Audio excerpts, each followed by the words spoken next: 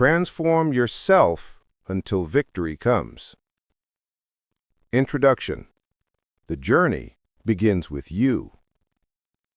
Victory is not a destination that suddenly appears on your horizon. It is not handed to you by circumstance, luck, or the benevolence of others. Victory is the natural consequence of transformation, the inevitable result of becoming someone capable of achieving what you desire. This book exists because too many people are waiting for their lives to change while refusing to change themselves.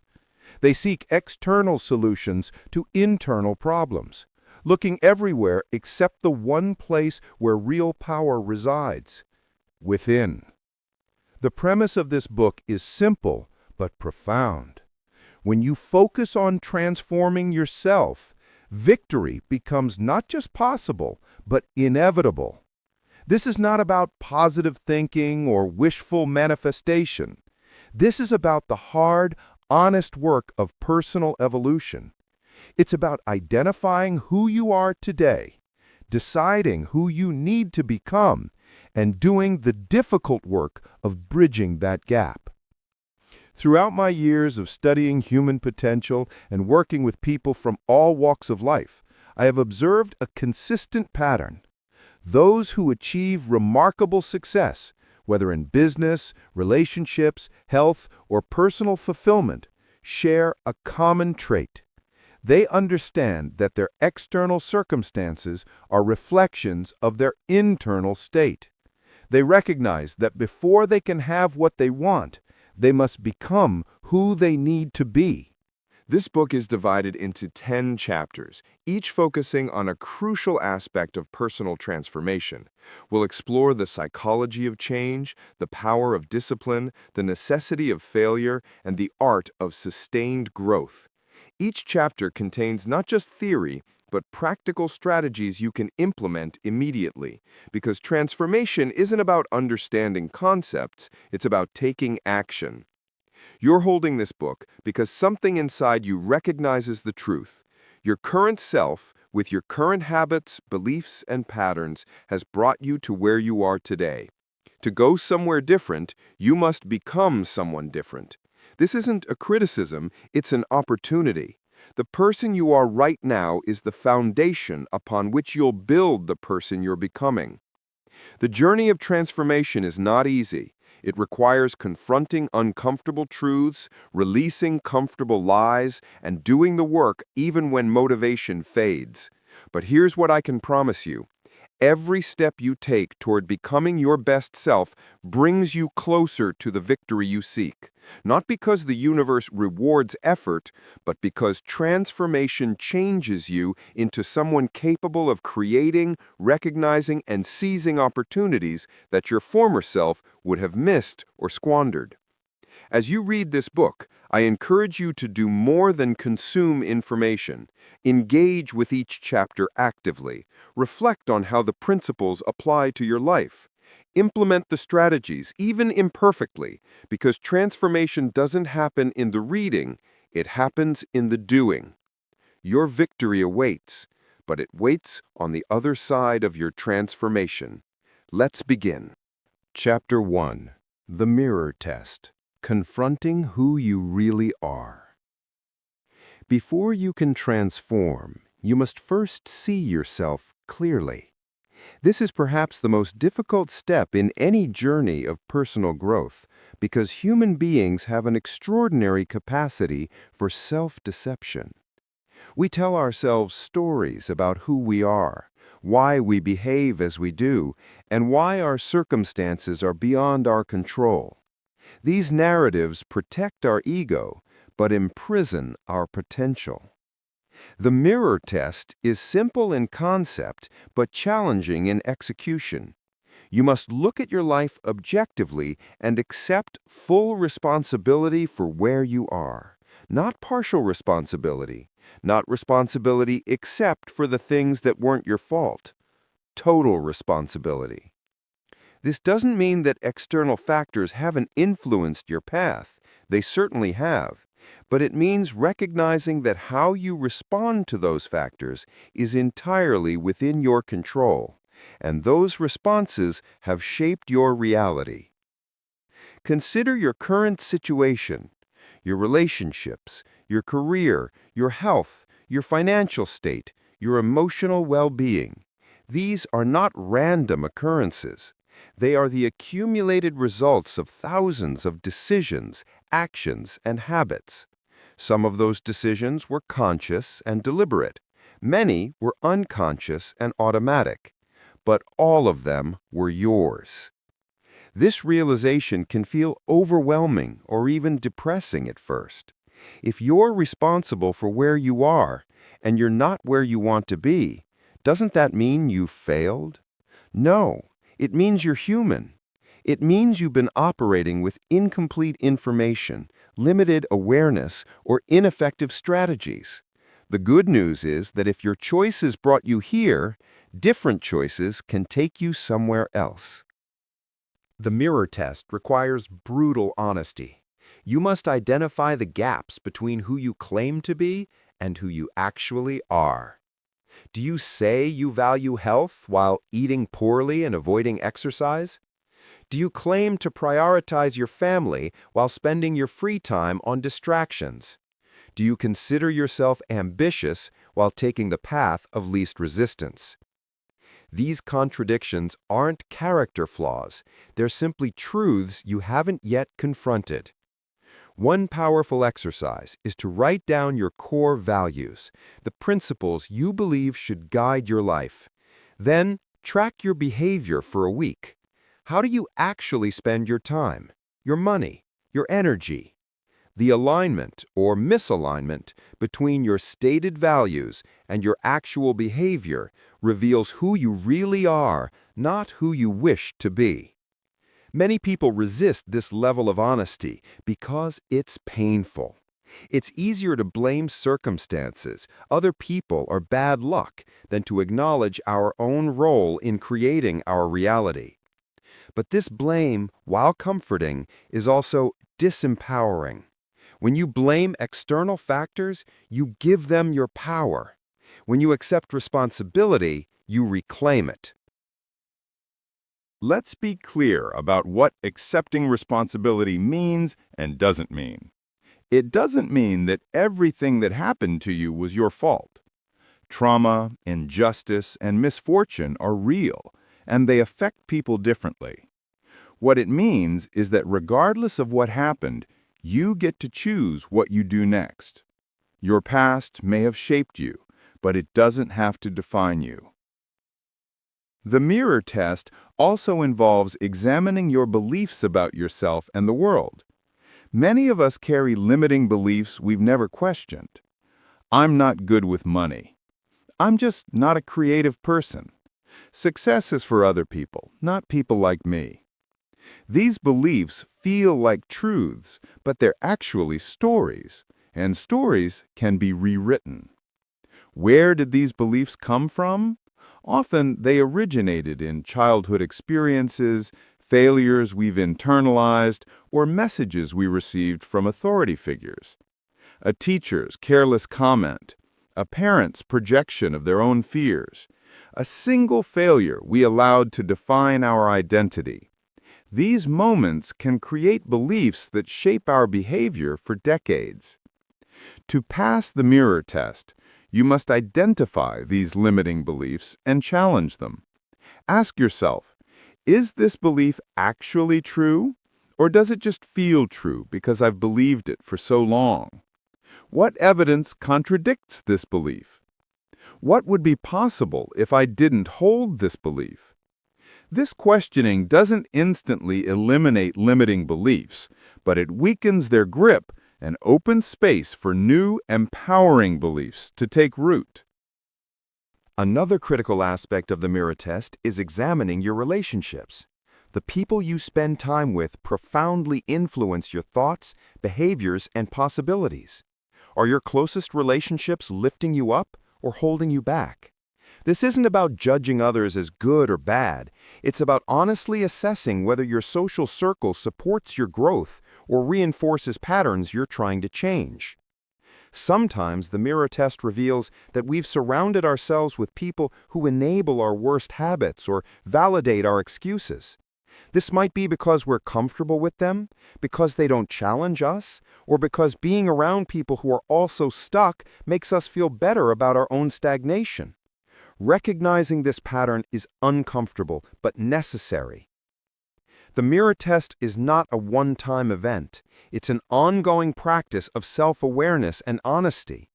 As you grow and change, new blind spots will emerge. New contradictions will appear between who you're becoming and who you currently are. The key is developing the habit of regular self-examination without judgment. You're not trying to prove you're terrible. You're trying to see clearly so you can act effectively. One of the most powerful outcomes of the mirror test is the end of victimhood. When you stop blaming and start owning, you step into your power.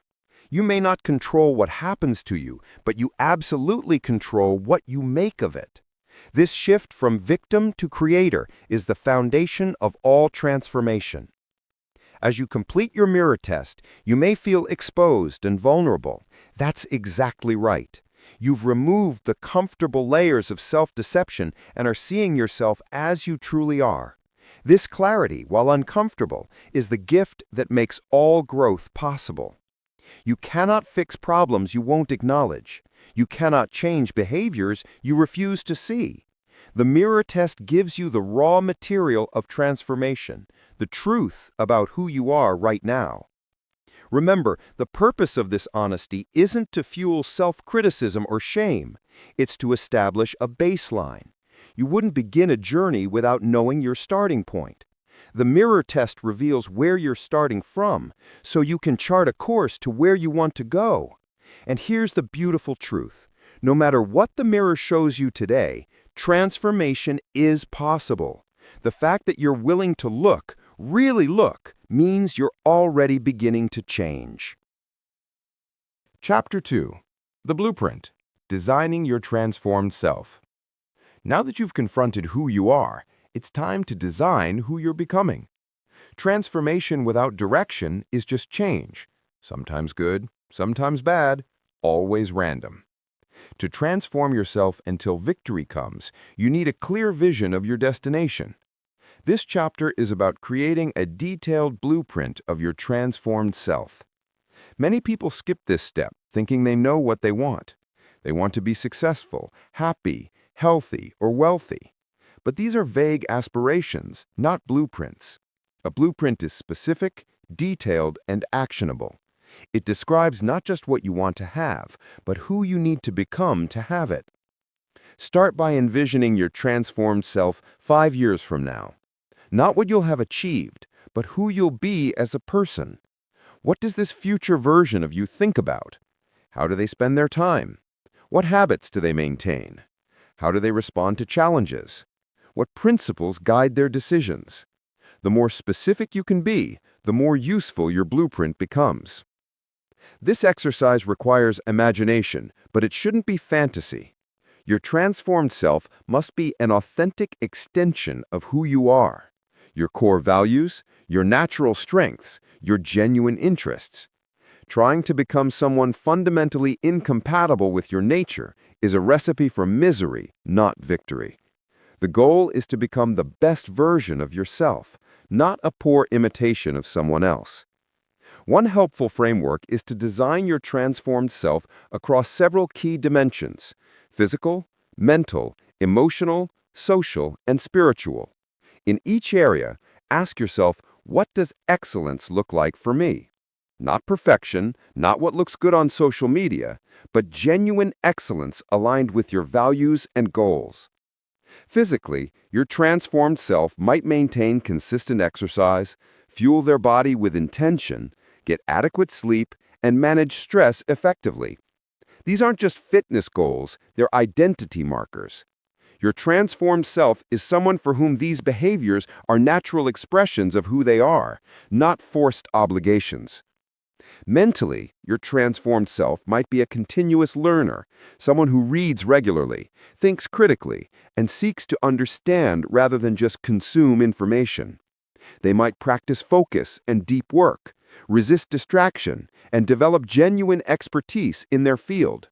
They see their mind as a tool to be sharpened, not just a vessel to be filled. Emotionally, your transformed self likely has developed emotional intelligence and resilience. They don't suppress emotions, but also don't let emotions control their decisions. They've learned to process difficult feelings, maintain perspective during challenges, and recover quickly from setbacks. They're comfortable with discomfort because they know growth lives there. Socially, your transformed self has cultivated meaningful relationships and set healthy boundaries. They've learned to say no without guilt and yes with enthusiasm. They invest in relationships that matter and gracefully distance themselves from those that drain them. They understand that who you surround yourself with shapes who you become.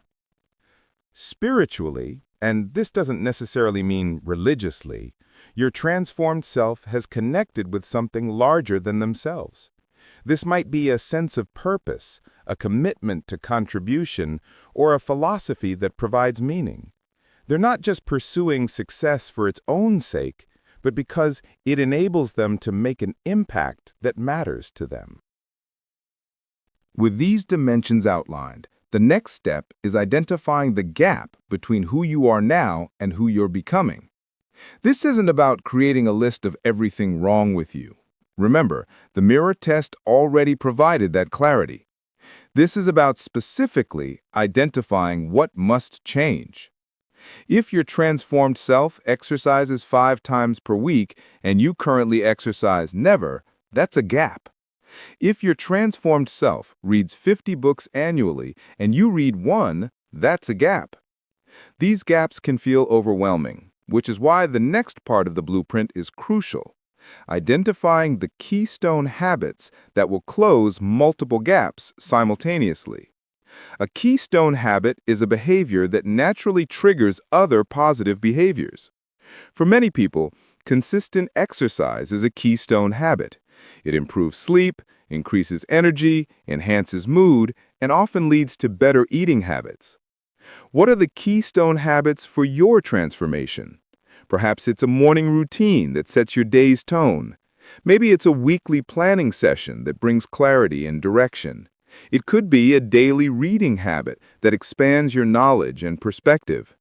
Identify the 2 or 3 habits that, if established, would create momentum across all areas of your life. Your blueprint should also include role models and mentors, people who embody aspects of your transformed self.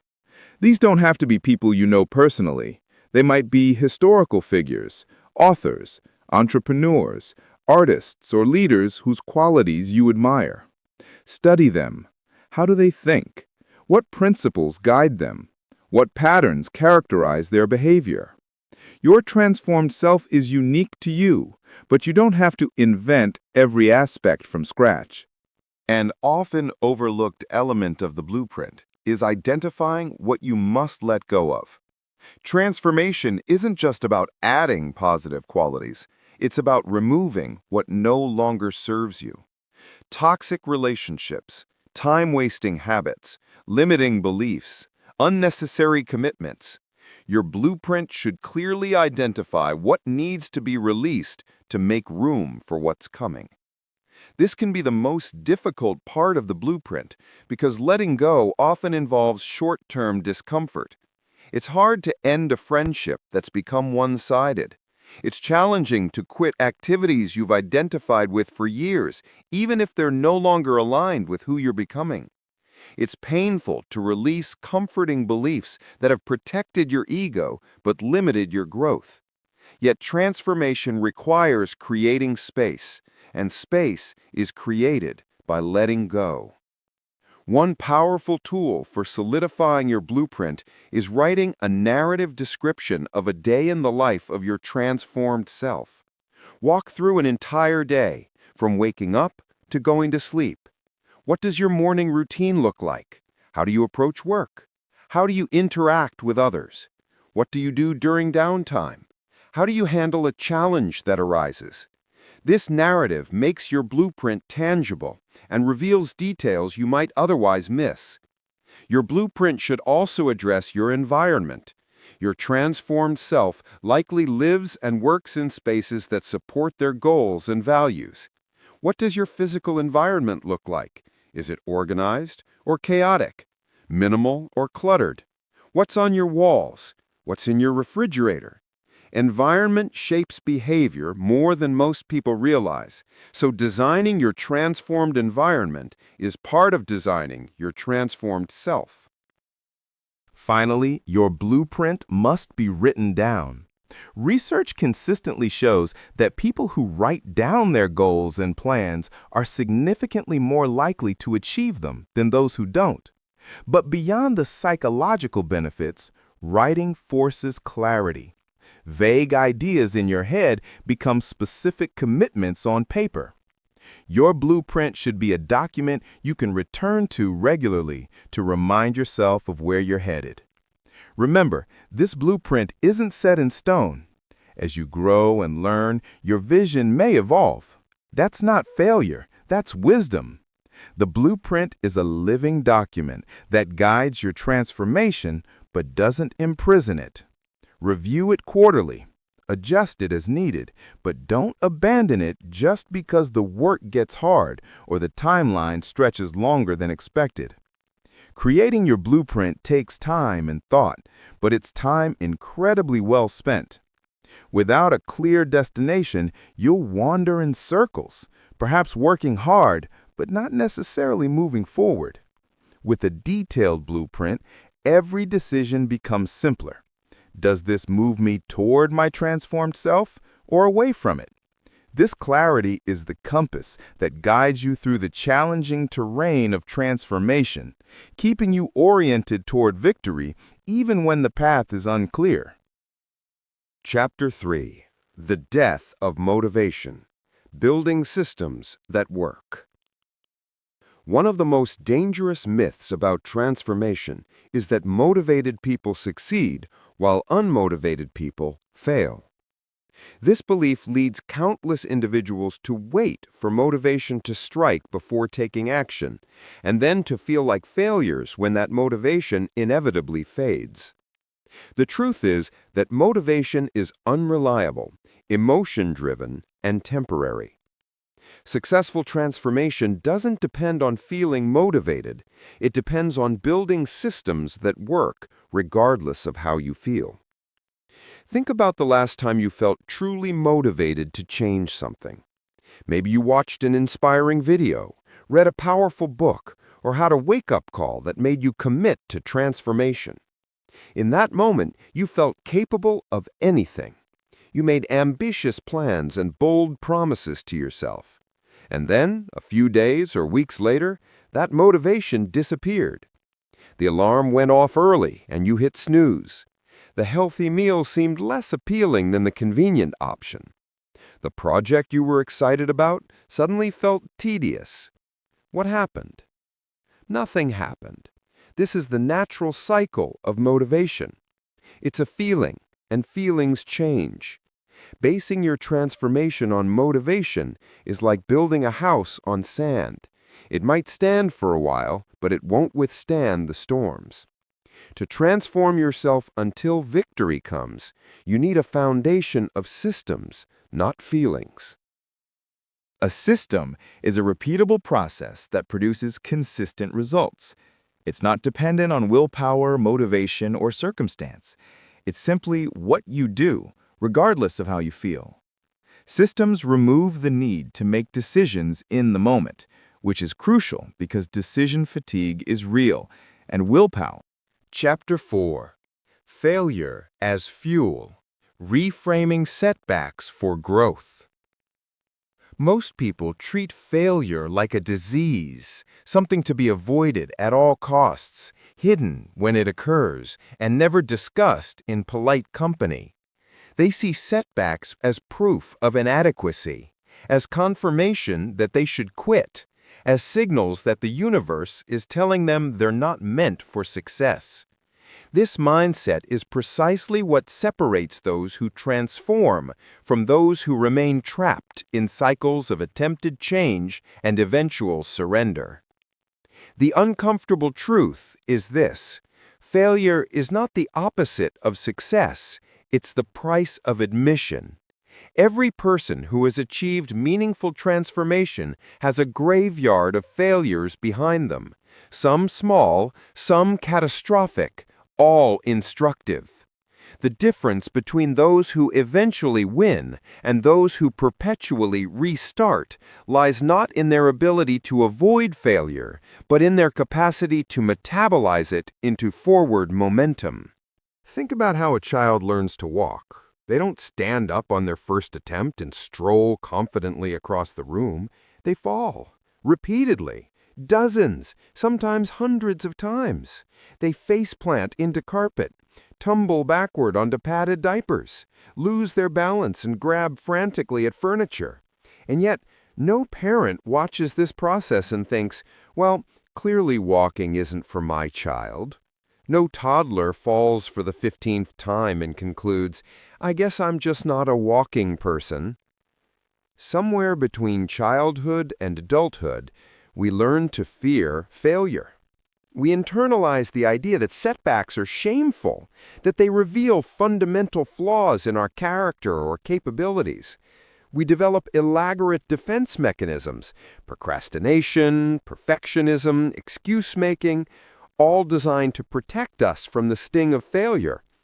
In doing so, we also protect ourselves from the possibility of transformation. The anatomy of productive failure. Not all failures are equal.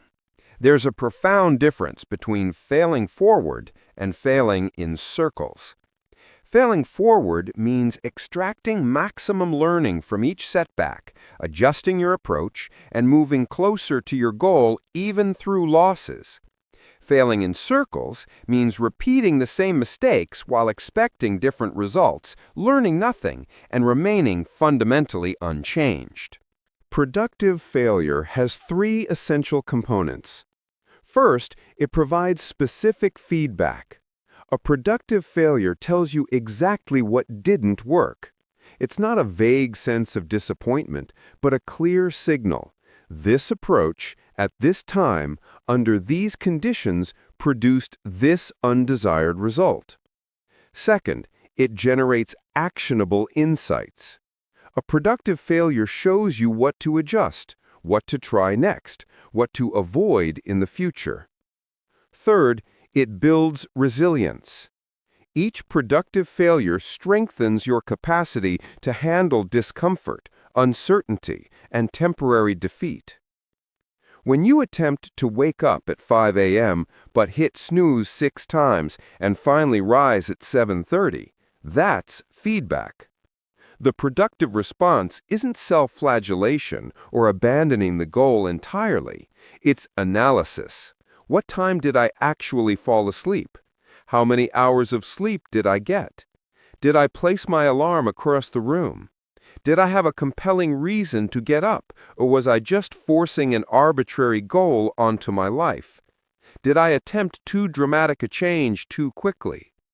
Each of these questions transforms a simple failure into a data point.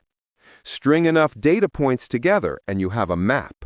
The map shows you the territory between your current self and your transformed self.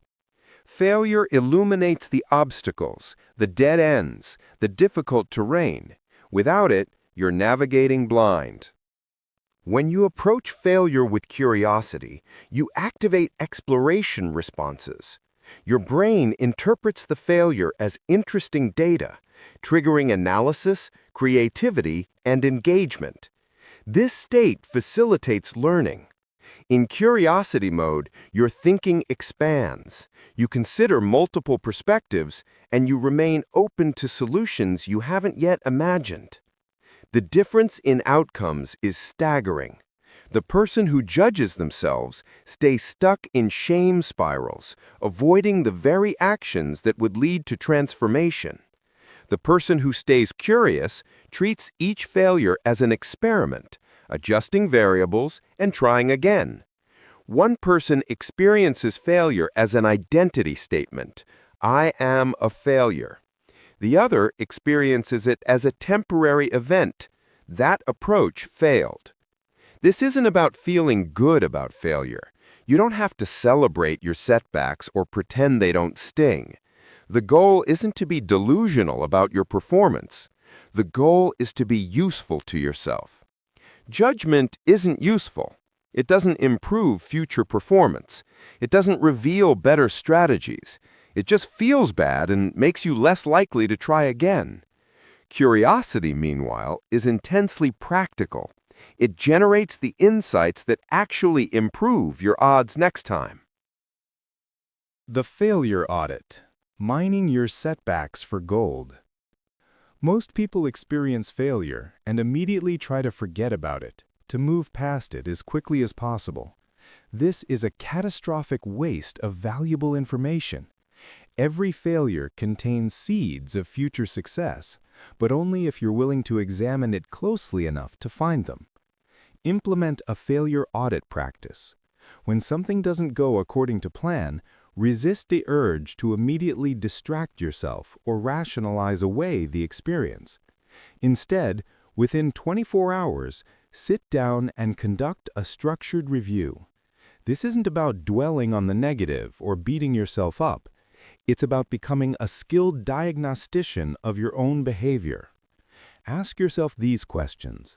What specifically happened? Not your interpretation, not your feelings about it, but the objective sequence of events.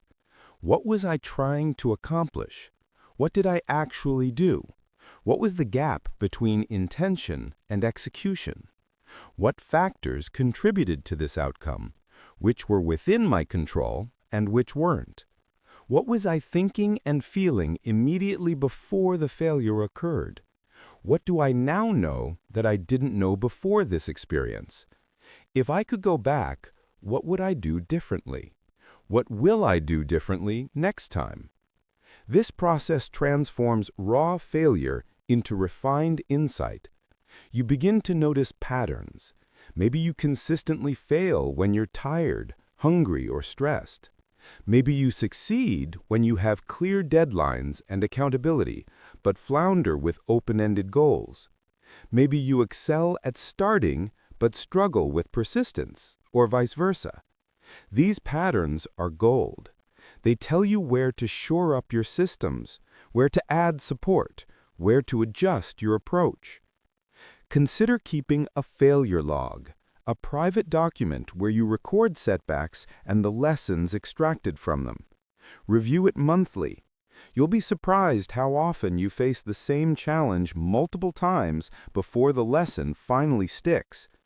You'll also be surprised months later at how failures that felt devastating at the time led directly to breakthroughs you couldn't have achieved any other way. The resilience compound.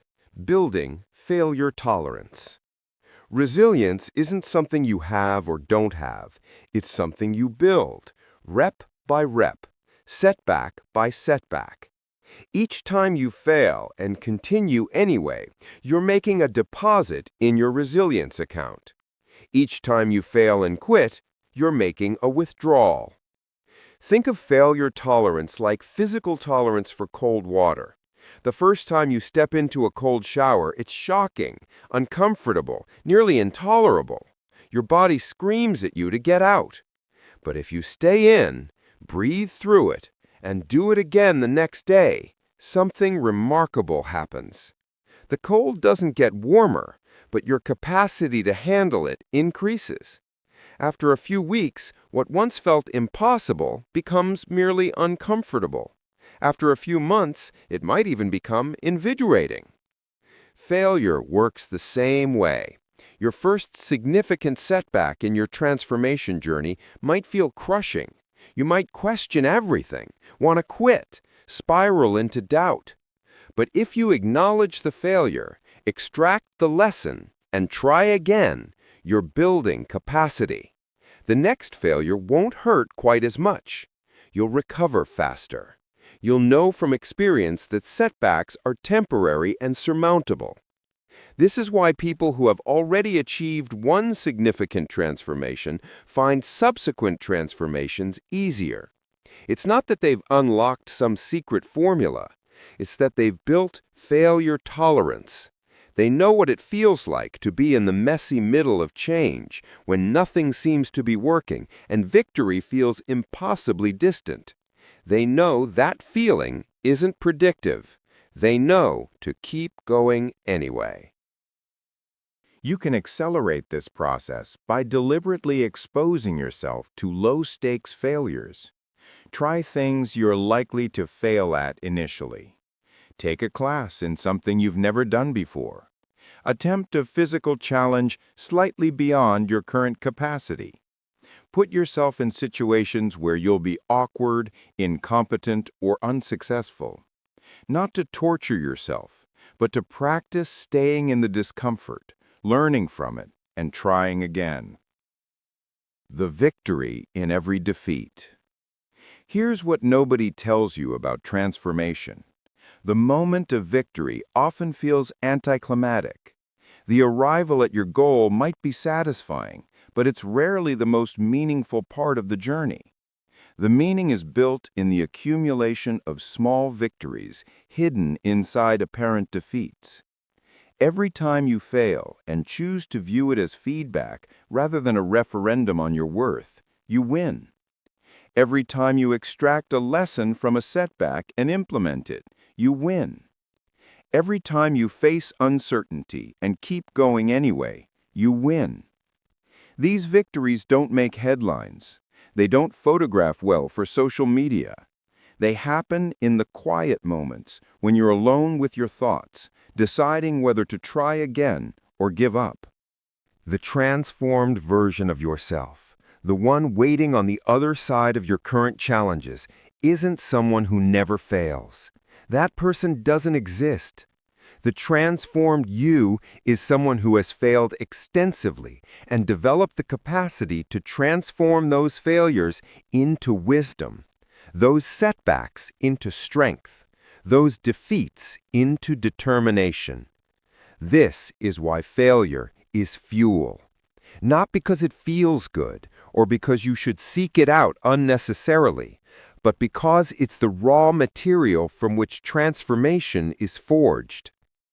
Every successful person you admire has a private history of failure that would dwarf your worst moments. The difference is they learn to extract energy from those experiences rather than being depleted by them. Your failures don't define you. Your response to failure defines you. And that response is entirely within your control. You can choose judgment or curiosity. You can choose shame or analysis. You can choose to quit or to adjust and continue. These choices, made consistently over time, determine whether your transformation journey ends in victory or resignation. The path to becoming your transformed self is paved with failures. Stop trying to avoid them. Stop being surprised when they occur. Stop treating them as aberrations in an otherwise smooth journey. They are the journey. Your job isn't to fail less. It's to fail better, learn faster, and keep moving forward despite the inevitable setbacks. Transformation doesn't come to those who never fall. It comes to those who fall, get up, learn from the fall, and take the next step anyway. That's the advantage that failure gives you, if you're brave enough to use it. Chapter 5. The Discipline Advantage. Mastering Self-Control. Discipline has a marketing problem. When most people hear the word, they picture a grim-faced drill sergeant, joyless rigidity, or a life stripped of spontaneity and pleasure. They imagine white-knuckling their way through miserable tasks, denying themselves everything they enjoy, and living in a state of perpetual self-denial. This caricature of discipline has convinced millions of people that they don't want it, that it's incompatible with happiness, that it's somehow opposed to freedom. This misconception might be the most expensive mistake you'll ever make. Because here's the truth that nobody wants to hear. Discipline isn't the opposite of freedom. Discipline is what makes freedom possible. The undisciplined person is a slave to their impulses, their moods, their circumstances. They're blown by every wind of emotion, derailed by every distraction, controlled by forces they don't even recognize.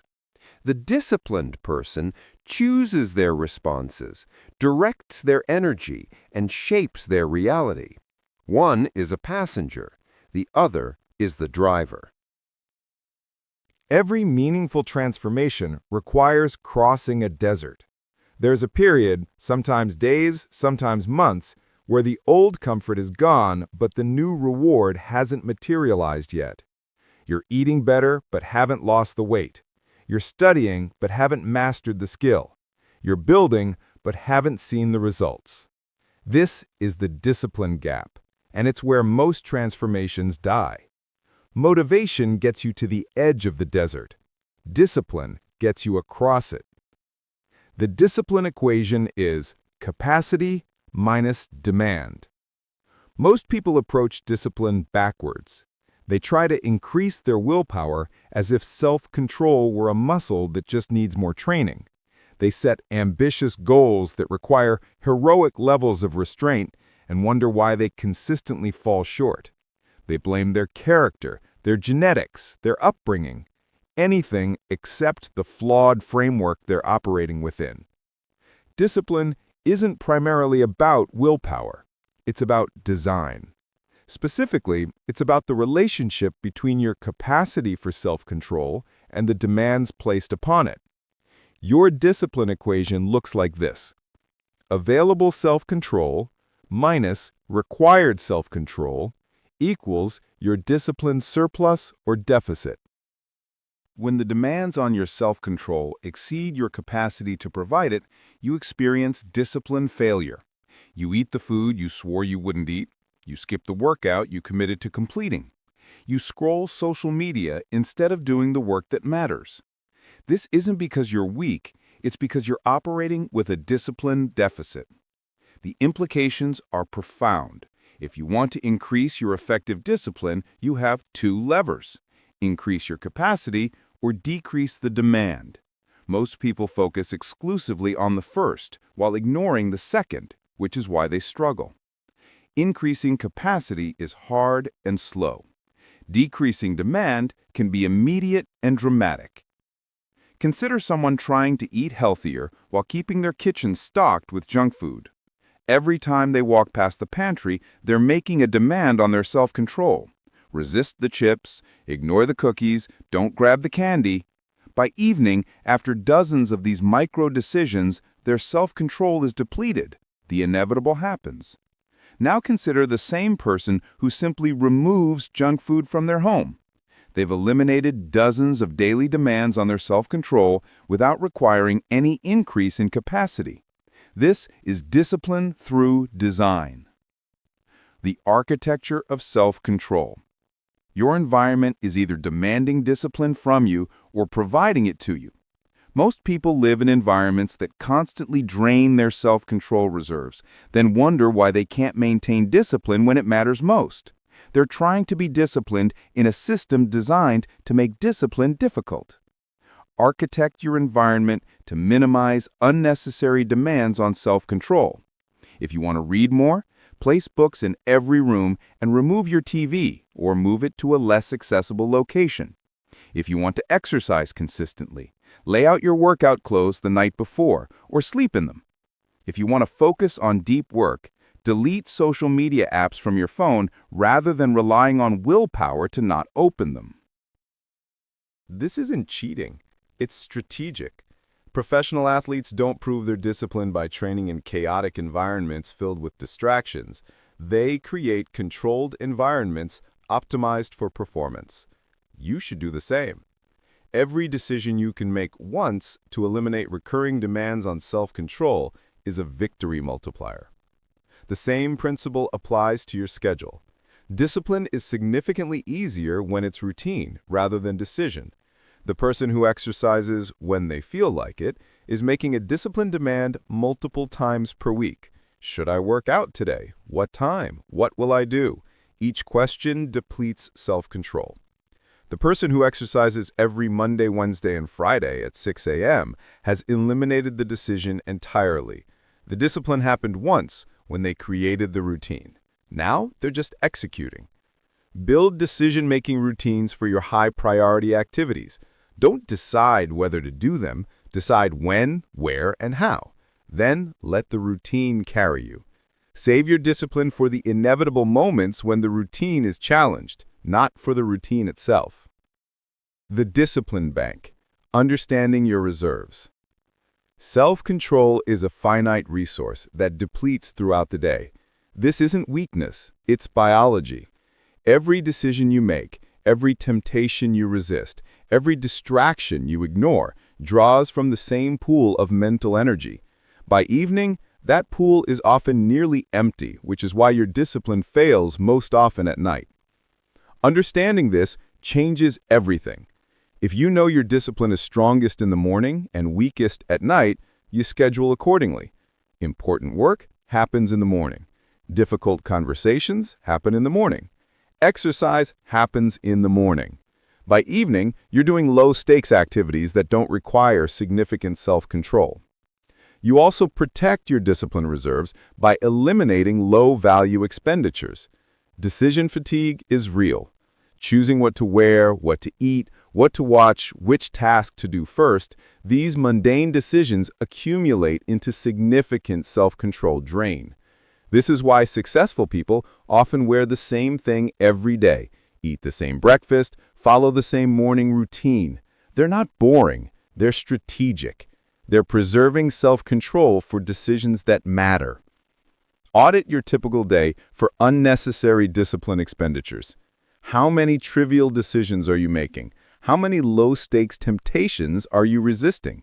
How many pointless distractions are you ignoring? Each one is a withdrawal from your discipline bank. Automate, eliminate, or systematize as many as possible. Your discipline bank also has deposits. Sleep is the most powerful one. A well-rested person has dramatically more self-control capacity than an exhausted one. If you're trying to maintain discipline while chronically sleep-deprived, you're fighting with one hand tied behind your back. Nutrition matters too. Blood sugar crashes correspond with discipline crashes. Exercise, paradoxically, increases self-control capacity rather than depleting it.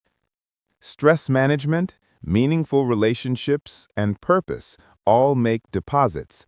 The person who neglects these fundamentals and then tries to force discipline through sheer willpower is building on sand. The person who optimizes these fundamentals and then applies discipline to what remains is building on bedrock. The discipline-motivation dance. Motivation is a feeling. Discipline is a practice. Motivation comes and goes like weather. Discipline remains like architecture. Waiting for motivation to take disciplined action is like waiting to feel like going to work before you go. Some days you will, most days you won't, but the job still needs doing. This doesn't mean motivation is useless. It means motivation and discipline serve different functions. Motivation initiates. Discipline sustains. Motivation gets you excited about the transformation. Discipline actually transforms you. Motivation is the spark. Discipline is the fuel that keeps the fire burning after the spark fades. The problem is that we've been sold a lie, that motivated people are disciplined people. Watch any transformation story on social media and you'll see highlight reels of people crushing workouts, preparing perfect meals, and radiating enthusiasm. What they don't see are the dozens of days where they felt terrible, wanted to quit, had no motivation whatsoever, and did the work anyway. That's the discipline part, and it's invisible because it's not exciting to watch. Understand this: you will not feel motivated most of the time. The transformed version of yourself wasn't created by motivated action on inspired days. It was created by disciplined action on ordinary days, difficult days, days when every fiber of your being wanted to stay in bed or give up or take the easy path. Those are the days that matter most. Build a protocol for unmotivated action. What's the minimum viable version of your important tasks? On days when you can't do the full workout, what's the 10-minute version?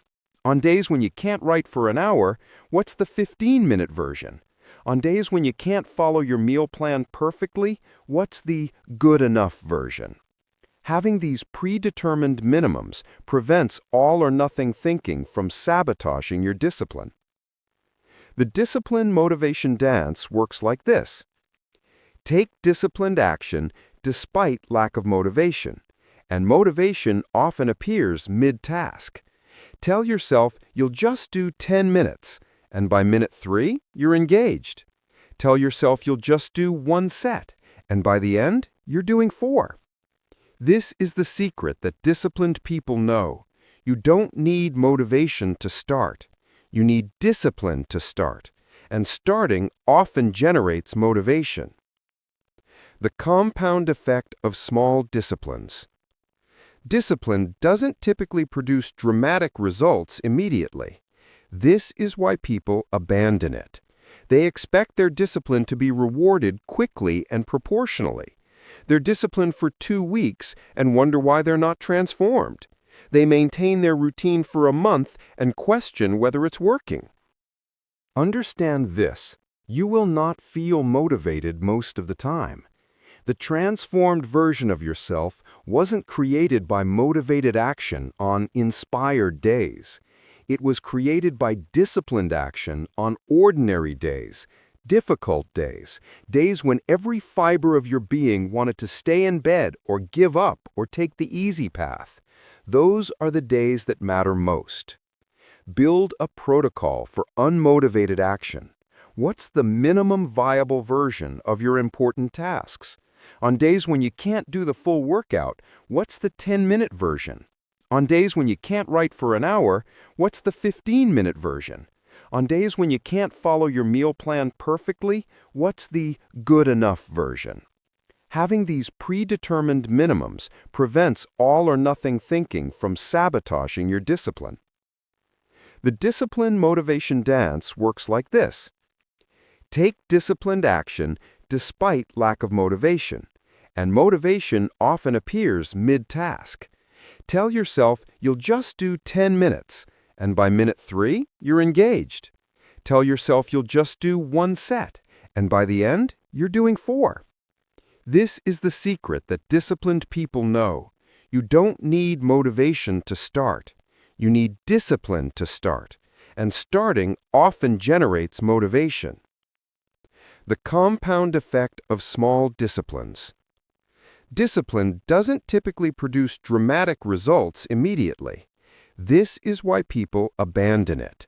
They expect their discipline to be rewarded quickly and proportionally. They're disciplined for 2 weeks and wonder why they're not transformed.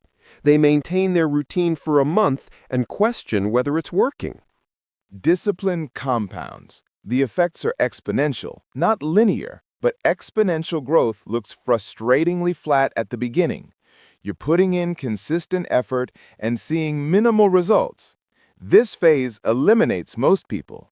They give up right before the curve starts to rise, right before the compound interest kicks in, right before their discipline begins producing outsized returns. Consider the mathematics. If you improve by 1% each day, you're not 1% better after 100 days. You're 2.7 times better. This is the power of compound discipline. Small, consistent improvements multiply into transformative results, but only if you maintain the discipline long enough for compounding to occur. This is why the discipline advantage is actually an advantage. Most people won't do it. They'll chase motivation, they'll look for shortcuts, they'll give up when results don't materialize immediately. You don't need to be exceptionally gifted, you just need to be exceptionally consistent. While others are starting and stopping and starting again, you're compounding. While others are waiting for motivation, you're taking action. While others are making excuses, you're making progress. The transformed person you're becoming isn't the result of occasional heroic discipline. It's the result of boring, consistent, unglamorous discipline applied daily for months or years. Show up when you don't feel like it. Do the work when it's not exciting. Maintain the standard when no one's watching. This is how transformation actually happens. Discipline as self-respect. Here's the reframe that changes everything. Discipline isn't self-punishment. It's self-respect. Every time you do what you said you'd do, you're telling yourself that you're someone who keeps promises. Every time you maintain your standards despite difficulty, you're telling yourself that you matter. Every time you choose the disciplined path over the easy path, you're building evidence that you're the kind of person who does hard things. Undisciplined action is self-betrayal. When you consistently break promises to yourself, you learn that your commitments mean nothing. When you regularly choose comfort over growth, you learn that your goals aren't important. When you perpetually take the easy path, you learn that you're not capable of the hard path. This is devastating to your identity. Discipline, properly understood, is how you build trust with yourself. It's how you prove to yourself that you're capable, that your word matters, that you're worthy of the transformation you seek. Each disciplined action is a brick in the foundation of your transformed identity. Each undisciplined action removes a brick. The victory isn't in the specific action. The victory is in becoming someone who takes disciplined action. That version of you can accomplish virtually anything because you've demonstrated to yourself that temporary discomfort doesn't control you, that circumstances don't dictate your behavior, that you're the author of your own transformation. This is the discipline advantage. Not that life becomes easy, but that you become capable. Not that challenges disappear, but that you develop the capacity to meet them. Not that you never want to quit, but that you continue anyway. This capacity, built through countless small acts of discipline, is what separates those who transform from those who merely wish they could. Your transformation is waiting on the other side of consistent discipline. Not perfect discipline, consistent discipline. Not superhuman discipline, human discipline, applied daily, despite difficulty, regardless of feeling. That's the path. That's the advantage. That's how victory comes.